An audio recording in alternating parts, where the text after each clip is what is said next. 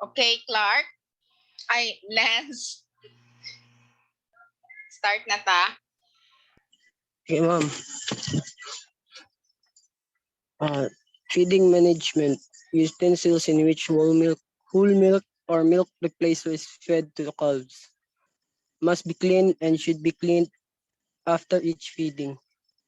Severe digestive upsets can result from such contamination of feeding parts. So, ang ginagamit daw sa mga utensils sa kuan para sa calves kay kailangan is limpyo, pirmi paghuman sa pagkaon. So, severe digestive upsets mga resulta sa sa mga calves or sa contamination of feeding parts. So, either the nipple pail or the open type bucket are satisfactory for feeding milk or milk replacer. It takes less effort to teach a calf to nurse from nipple pail to drink from an open pail. Also, a rapid consumption of milk from an open pail may times cause digestive upset. So, ang either the nipple pair kay kadala mo.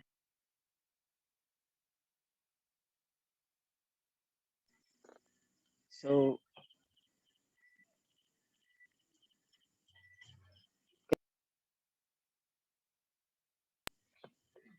to teach a calf to drink from an open pail, place your fingers in its mouth and after it starts to nurse, lower its head into pail of warm milk or milk replacer. So pag tudlo na sa calf na mag-inom kay ibutang nimo imong kamot siyang imong fingers siyang baba para lower niya yung ulo. So mabutang na siya sa pail sa milk replacer or warm milk. So it may be necessary to repeat the process several times. So mao yun yung kaning patience dapat ka. So a stubborn calf may be need to be backed into a corner and restricted by standing aside its neck. Maintaining the temperature of the milk as removed from the cow is not necessary. However, it should be aimed to feed the milk at this temperature itself. However, cold milk at 35 to 40 Fahrenheit may cause calves to shiver and chill. So, at any time, calves should not be overfed. So, pag 30 to 35 to 40, daw, ang iyang temperature sa gatas is magka-shiver and chill daw ang ay mga calves. So, at any rate, the calf should not be overfed. So, dili dapat pasubrano kaon. Care and management of heifers na ma'am. Heifers? Heifer. Heifer. Yes. So, heifers are either reared indoors or outdoors for 9 to 12 months. In case of outdoors, rearing protection must be given from the adverse climatic condition, rain, hot sun, snow, heavy winds, biting flies, parasitic infestation. So, ang heifers daw is reared indoors or outdoors for 9 to 12 months. So, in case of outdoors daw sa rearing protection yun ang or from the adverse climatic condition, mga rain, hot snow, or etc. So heifers are exotic breeds performance is low in tropical areas in the outdoors. So heifers, exotic breeds performance. So dili siya mano diri ma'am sa tropical. Dili kay siya ka yung performance is low. So wala kay daan diri siguro guys. So small breeds attain age of small breeds attains at age at first breeding in 15 months and large breeds in 18 months. So adequate live weight would be So, Lance, wait lang ha. Ang heifers are the small cows, the young Ay, cows, oo, gani ma'am. aged 9 to 12 months pa lang. Tama, ma'am. The, Bawal ano the sa female one. Okay, ma'am. So, small breeds attain age at first breeding in 15 months and large breeds in 18 months. Adequate live weight would be 200 to 225 kilograms for smaller breeds and 275 kilograms for the larger breeds for breeding. So, crossbred heifers show signs of heat as early as 10 months of age, but none of them are mated until attain the body of 225 to 275 body weight or a minimum of 14 months age. So, ang ano niya, next hit niya, so bawal pa siya sa 10 months, dapat 14 months. So, mga second hit niya is ano, pwede na siya ma-breed, ma-mate day. So, age at first calving, 25 to 28 months. So, feeding of heifers, A is concentrated feed. Ang 3 months to 1 year is 1 kilogram. Ang above 1 year is 2 kilograms. So, nagapa-dako, nagapa-dugay, nagapa-taas ka og ano, pakaon. So, pregnant heifers, 3 to 3.5 kilograms. So, mas daggan kay naman siya, ano, pregnant siya. Gusto siya magkaon. So, the green fodder. So, leguminous fodder is 10 kilograms. Leguminous fodder is 25 kilogram. So, the dry fodder is 3 kilogram. So, the vaccination period. So, Brussels strain 19. To prevent abortion to brucellosis, vaccinated at the age of 4 to 6 months of calf. So, other contagious disease vaccinations are done accordingly prior to the prevalence of disease and prior to rainy season. So, foot and mouth disease, once in 4 months. Rinderpest is 1 to 3 years. Hemorrhagic septicemia, 1 year. So, anthrax, 1 year. So, the black quarters is 1 year. So, number 10 is outdoor system or grazing method. So, rear chiefly of grazing. Care to be taken not to overstock or limited grazing land. Ano sa grazing, ma'am? Kanang ano? Kanang sa grass field. Or Mga itugway ni mo siya, open itugway. field. So, rotational grazing. So, arrangement of shade and drinking water sa the pasture land. Kabantay mo ko ana ba sa ano? Kanang murag basa ba na ma'am na ano? Kalibanganan nila ma'am? Ang aling lands, ang Ang pasture, pasture land. mo na ang ilahang ginagrazing. Kana dira ay kanang So, kuan gyapon siya. sa grazing land or pasture land, parihara na. Okay, ma'am. So, concentrate feed is to be provided. So, centrally located feed through. Protect from rain. So, ang indoors is management in covered area, sufficient concentrate feed, and fodder provided. So, steaming up to heifers. So, feeding grains to pregnant heifers prior calving at 1.5 kilogram per day. It helps in their growth, bear the stress of feet. Ano sa mga Photos? Wait, It, asa? bear the stress of photos, no? Sa feeding grains, no? Fetus. Fetus. Fetus siya. Bear the stress of fetus. Wala na supposedly O, pero naa sa uban spelling na with O. Inana. So, bear the stress of fetus. It produces more milk after calving and increases lactation length. So, training of heifers. So, heifers in early stage should be lead with halter to make them docile. Pregnant heifers are to be housed along with milking cows at least a month prior to calving. The udder should be washed warm and mopped with a cloth to accustom her to feel the hands in this place.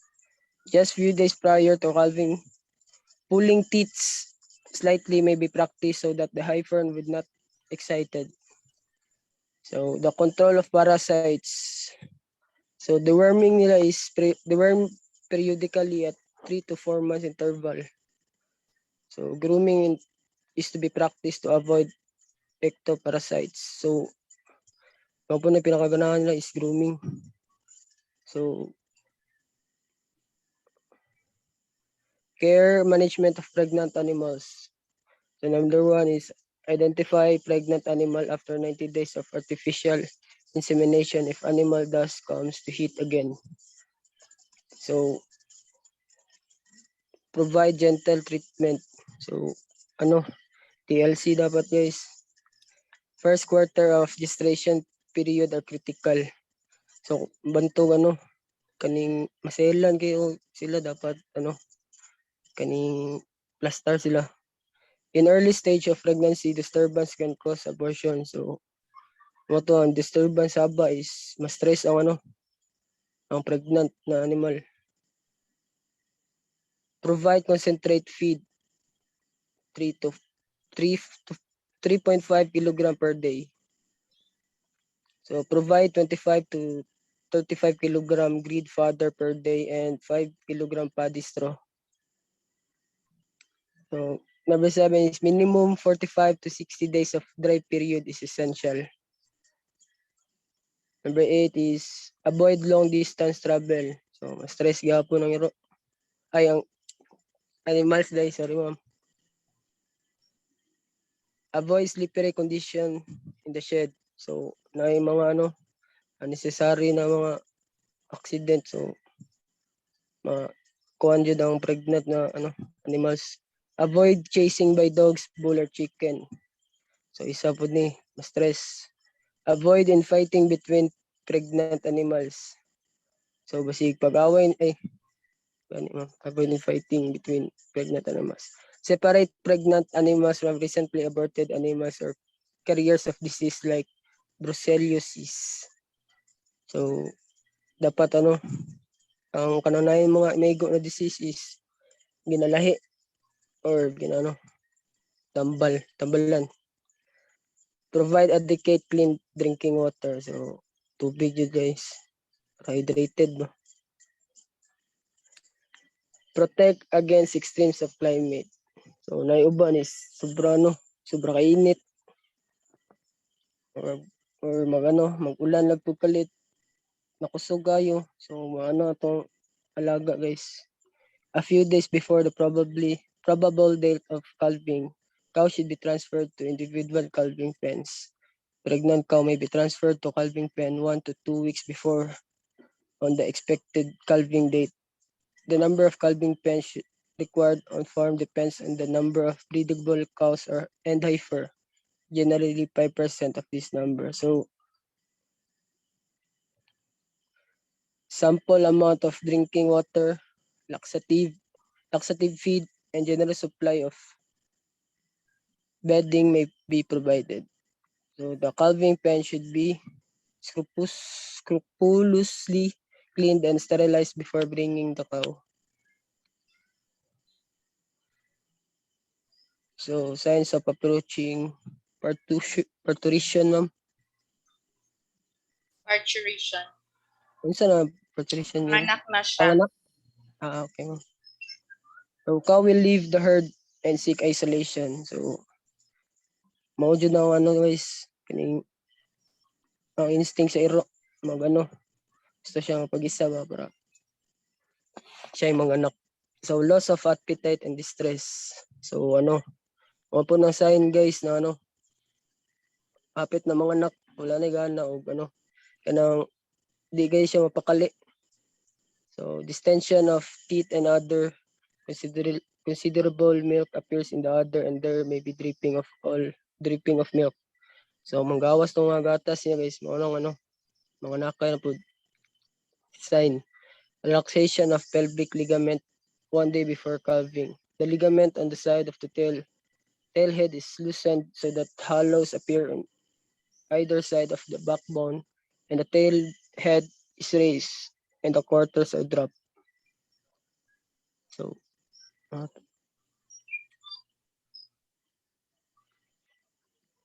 next is the vulva become enlarged and flabby. So kanang iyang daw guys, kanang gawasanan guys, magdako. So animal will be restless and will pace about, often trying to kick or scratch the flank region. So muna guys, distress sila guys. Basta mauna siyang sign. The parturition process has 3 stages. So preparatory stage, the uterine contraction and dilation of cervix.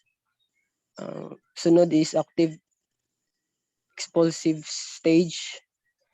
So ang sunod is expulsion of fetal membrane, ma'am. Yes, fetal. Baby. Fetal membrane. So cow will deliver the calf within 12 hours after commencement of first stage. So care must be taken to observe expulsion of placenta after birth. It should be removed immediately to avoid cow eating it.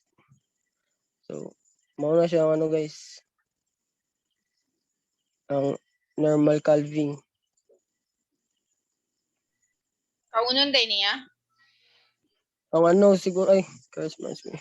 Ma'am, placenta ma'am katong murag inunlan ma'am. So mao man gyap ay murag ginakaon mata nila ma'am pero mas gwapo ang alalayan siya ma'am. Basta dugay makaon ma'am lumos sa sulod. So management immediate after calving. Other and hind quarter should be washed with lukewarm water containing an antiseptic solution of potassium permanganate lotion and dried with clean cloth. So nimpiwan jud dayon ng guys. So cows may be milked to relieve the pressure of the udder. If day-old weaning is not practiced, the calf can be allowed to remain with the mother in the calving pen for 7 to 10 days. Otherwise, the calves will be removed immediately to calf pen. If the maternal instinct is more, cow's eye may be blindfolded before the calf is removed. So the placenta should be expelled within 12 hours after parturition. If not, it should be removed manually. So ba guys, 12 hours ba or 12 hours pa ma'am bago kung di dyan matanggal sa mama ma'am. So ikaw na guys. So before manual removal, the body temperature should be noted. In this case of pyrexia, attempts should be made symptomically to reduce fever. Otherwise, systematic infection may establish. So the cow should be monitored carefully for signs of metabolic disorders like milk fever, grass tetany, ketosis, and acidosis, and should be treated immediately. So the care and management of lactating animals. The animals must be protected against inclement weather. Hygiene and sanitation of cattle should animals grooming, washing, disinfection, etc. must be carefully followed. Feeding must have concentrate roughage. So green fodder which include leguminous 1/3 and non-leguminous fodder is 2/3 and dry fodder. Thumb rule for concentrate feeding is 450 to 500 grams concentrate and concentrate kilogram milk production. The concentrate must be contain DCP 15%, TDN 15%. Ano unsa yan ang DCP?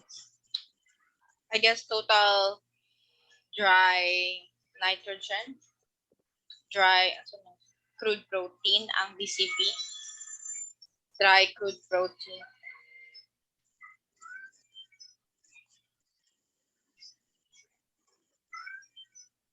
Sige ma'am, ako lang sana ma'am. So DCP per 15%, TDN 75%.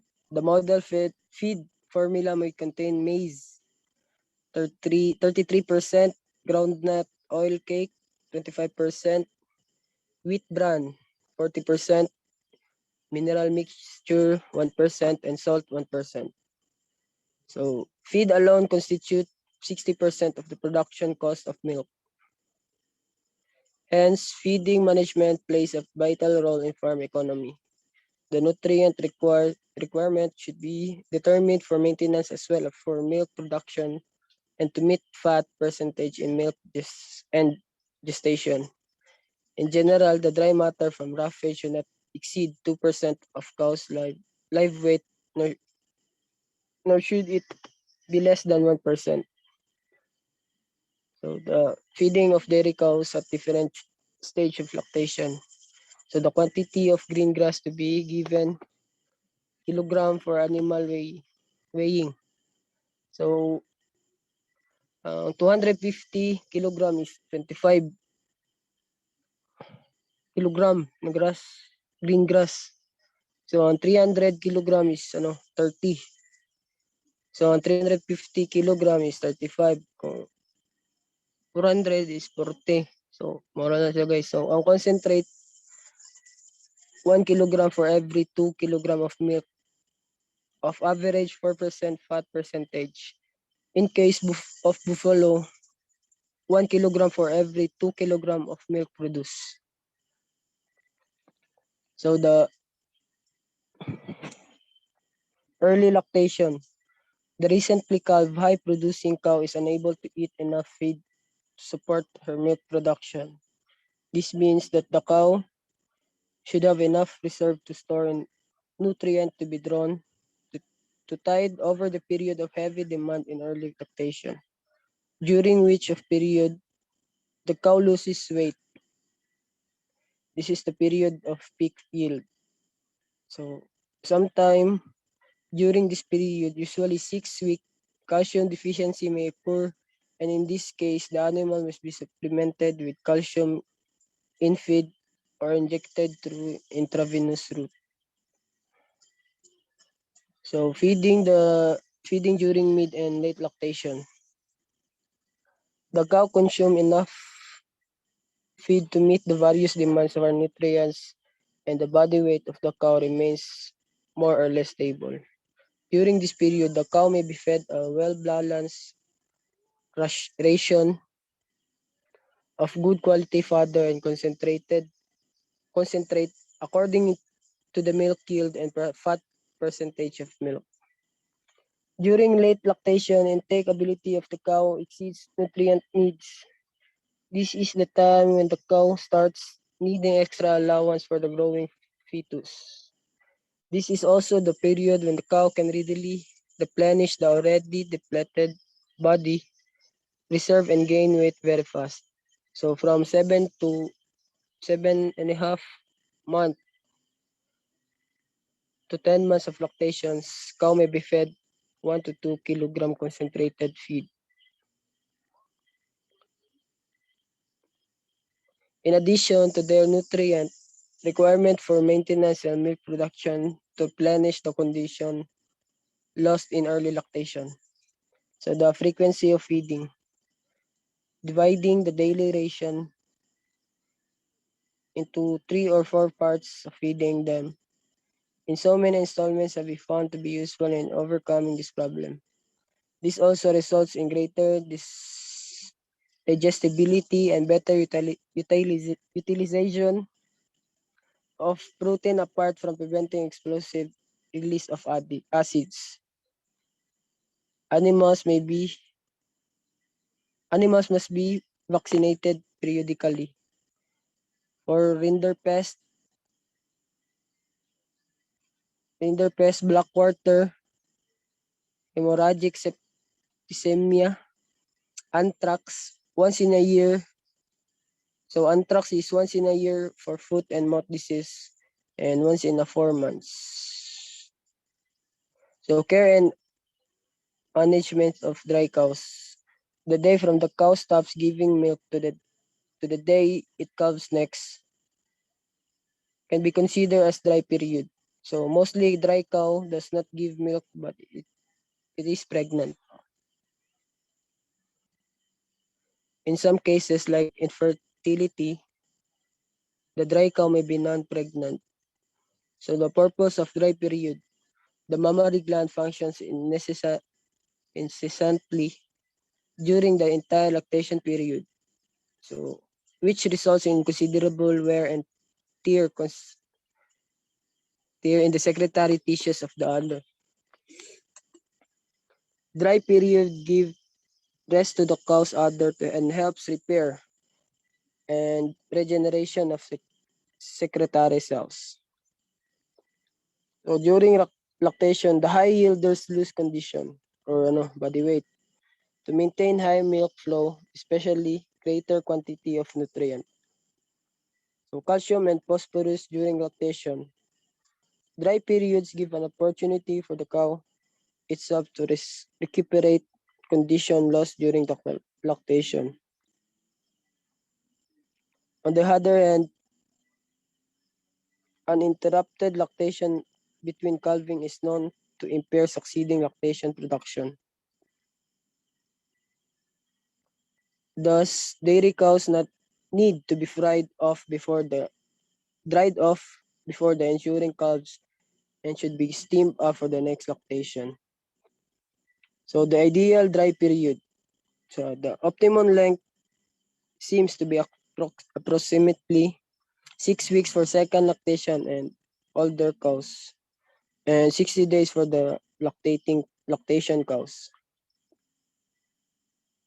So dry period and other health. The dry period is an extremely important time for other health for 3 reasons. First, the dry period is good time for long-term treatment of cows with a high cell amount. So the second is many of the cases of mastitis in the first month after calving are the result of infections during the last week of the dry period. So kabalo naman to sa mastitis guys na is kaning infected na teats mo naman. So the third is the first few weeks after calving are a time greatly reduced disease resistance for the cow. During this period, most clinical disease, including clinical mastitis, occur. The degree to which a resistance is lower depends heavily on the cow's nutrition, hygiene and care during the dry period, transmission period, and fresh cow period. So the drying off is principally there are three methods of drying cows. Vis Drying cows, abrupt cessation of milking, intermittent milking, and incomplete milking. So the abrupt or cessation of milking is sudden cessation of milking build-ups of pressure in the udder, which has no immediate permanent effect on the rate of secretion, and so in drying off for a few days. After 4 to 5 days, involution of regression of the secretory cells commence suddenly, which is completed in another few days.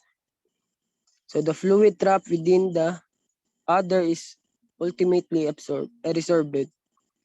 This method is successful for the low milk yielding cows or less than 9 liters. So the intermittent milking, milking once every second or third day, or even less frequently, is not so effective a method and maybe even result in mastitis. The method is preferred for cows already having mastitis. The other is emptied and infused with antibiotic cream at each milking. So the incomplete milking, emptying the udder gradually smaller and smaller quantities of milk from other spread over a week or so can at best be preferred for very high yielding cow, in which sudden cessation of milk may cause swelling and pain in the udder. So the more rational approach to drying high yielding cow is to reduce ration, especially protein. A couple of weeks prior to the proposed date of drying, in all cases, it is beneficially precautionary step to wipe the lids with alcohol immediately after the teats day.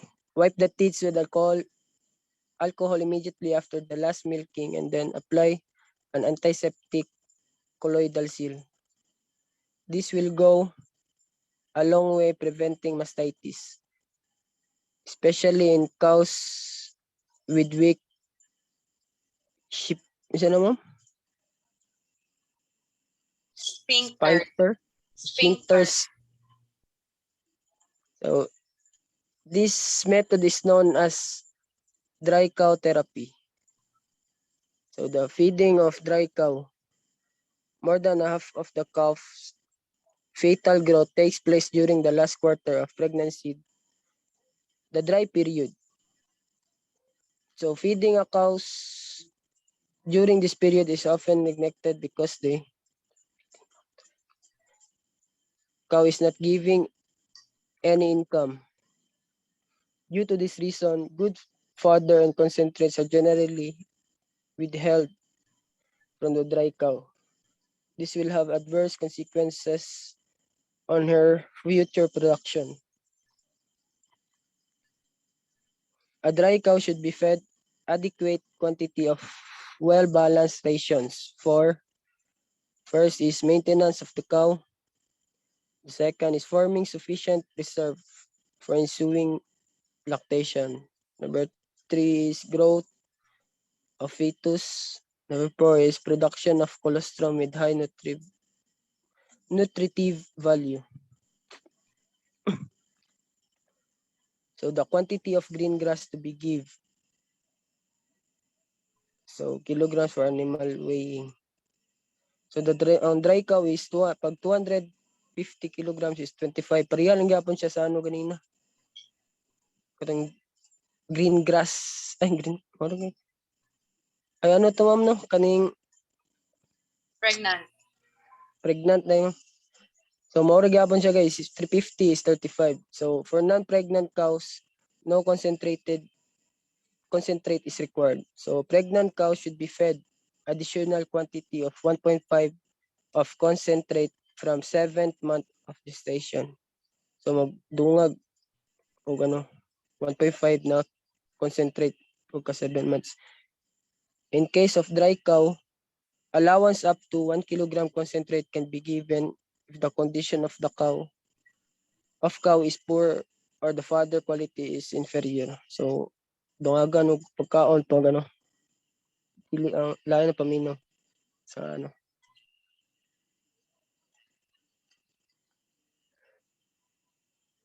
So, care man Care and management work bullocks.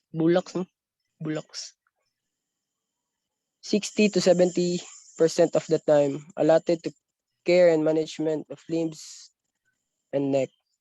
Avoid other works, the bullocks. The work should be evenly distributed.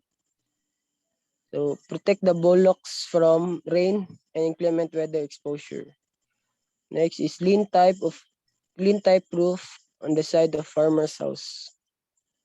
So the should the bullock properly before using them for work on hard ground.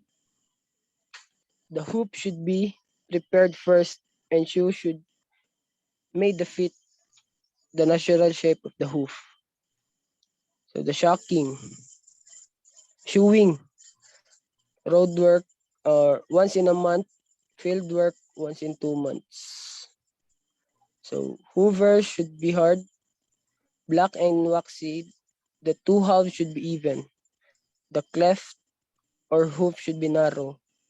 So grooming is essential as it increases cutaneous respiration, spread subcutaneous, unif- subcutaneous uniformly, and parasitic infection is avoided. So feeding depends on type of work. So the normal is 2 to 4 hours. Ang heavy is 8 hours. So plowing, pulling loaded cart.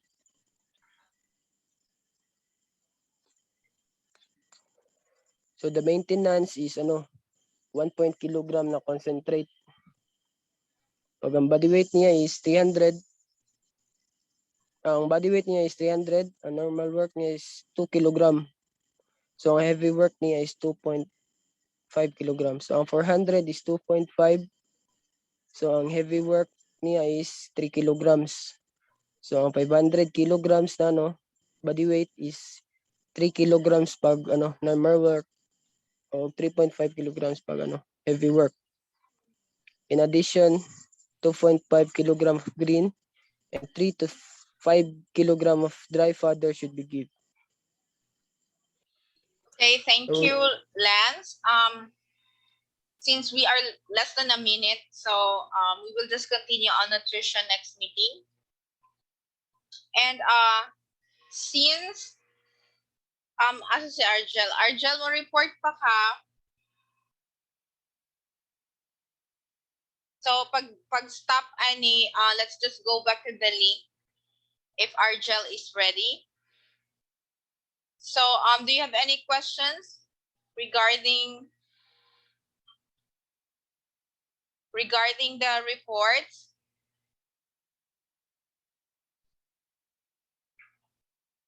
Anyone?